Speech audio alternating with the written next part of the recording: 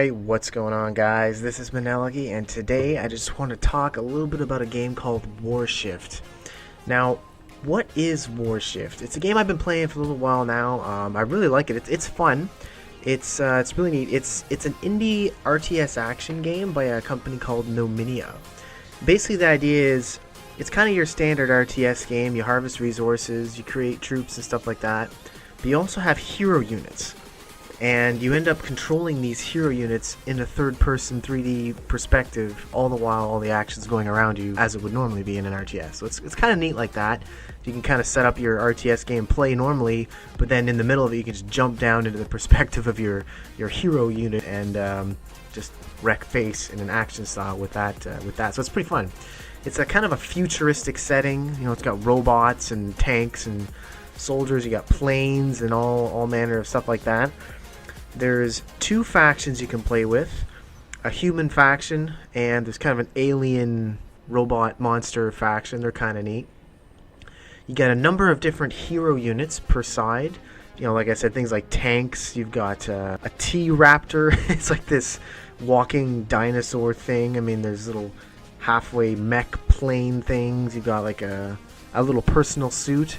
And the aliens have these great big huge mech-like monster things. Hard to describe, you'd have to really see it. Pretty neat stuff. There is skirmish play as well as a decent campaign. It kind of gets you in the game. It's like I have a tutorial campaign. The game does have a multiplayer mode, but I wasn't able to find anybody playing it. But hey, it has multiplayer, so if you and your friends have the game, you can certainly go at it there. There's huge floating units, or like battleships that float around the battlefield and hammer things from a distance. You've got artillery, like airstrikes and things you can call in. It's a really neat game, and there's underwater, like you can go underwater even, and it's crazy. It's really neat. It's definitely, I would call it, after playing with it for a while, I would have to say it's probably an action game first and a strategy game second. The strategy's a little bit light, the action's intense, but that's basically the gist of the game in a broad sense. So diving a little bit deeper here, what do I like about the game? Well, first and foremost, it looks great. The visuals are beautiful in this game. Really interesting art style. Lots of really like bright colors and everything. The graphics are great. The modeling's really great. Like I said, just the art style, like the units themselves are so super interesting. The game just looks gorgeous. It's got a really unique setting as well. Really interesting units you can use. Really interesting weapons. Really neat, just a really neat genre, really neat like setting, I guess you could say.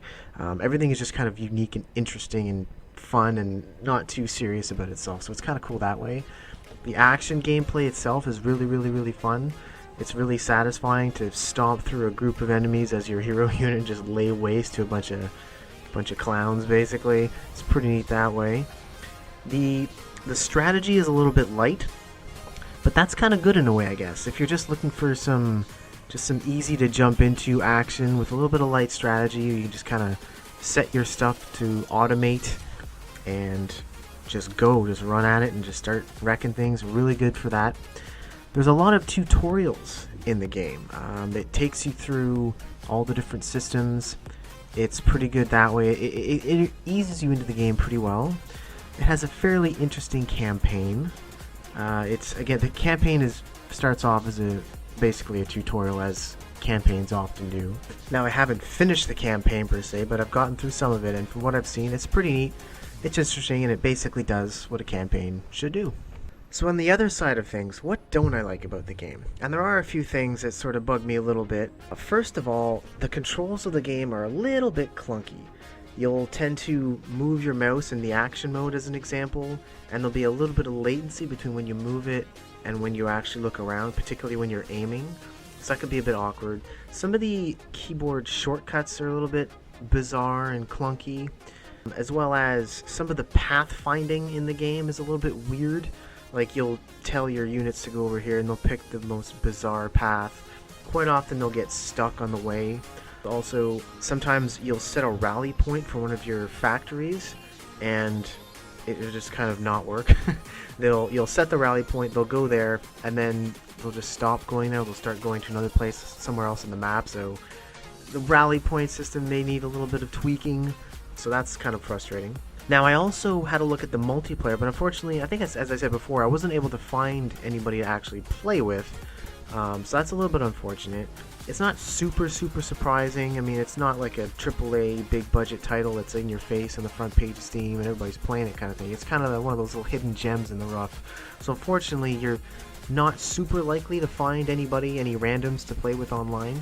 But it's one of those little games where like you and a couple of friends pick it up and have a blast with it. So the multiplayer isn't super reliable, but you know, I mean, in terms of population is what I mean. But if you have people to play with, then it shouldn't be too much of a problem. Also, there aren't too many maps in this game. Now, a recent addition, a recent patch to the game added another map, I believe. But on the whole, there isn't that many maps to choose from, so that they do get a little bit repetitive after a while. Now, your vehicles can go underwater. Your hero units, they can go underwater and swim around, which is, again, really cool. But there's very little reason to actually do that. There's no resources to fight for at sea or in the water, which is almost a little bit of a missed opportunity in my opinion.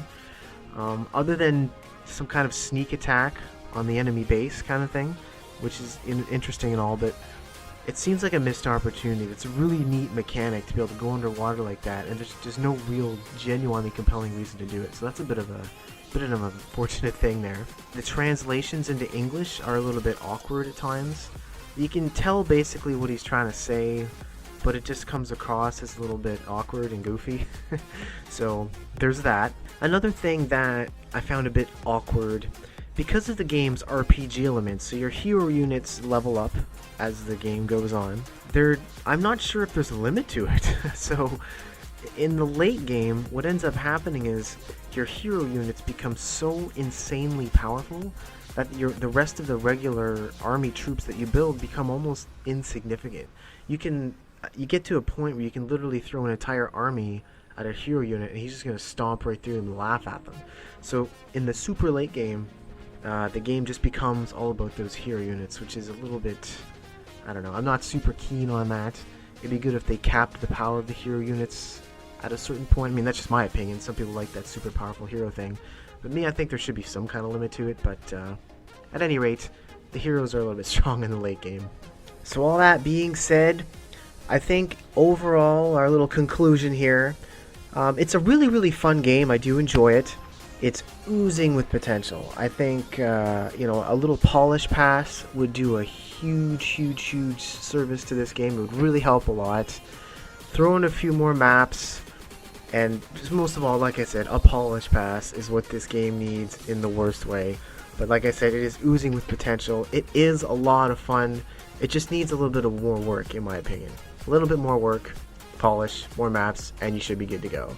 So I think I'm going to give this one a 6 out of 10, which is a little deceiving, I guess, because it's a great game. So I'll say it's a good game. It could very easily be a great game if they were to just, like I said, a little bit of polish, a little bit of elbow grease on this one, a couple more maps, and they'd be laughing. So yeah, 6 out of 10, I think I'm going to go with that. But that's it for this little review, guys. Thank you so much for watching, and we'll see you next time.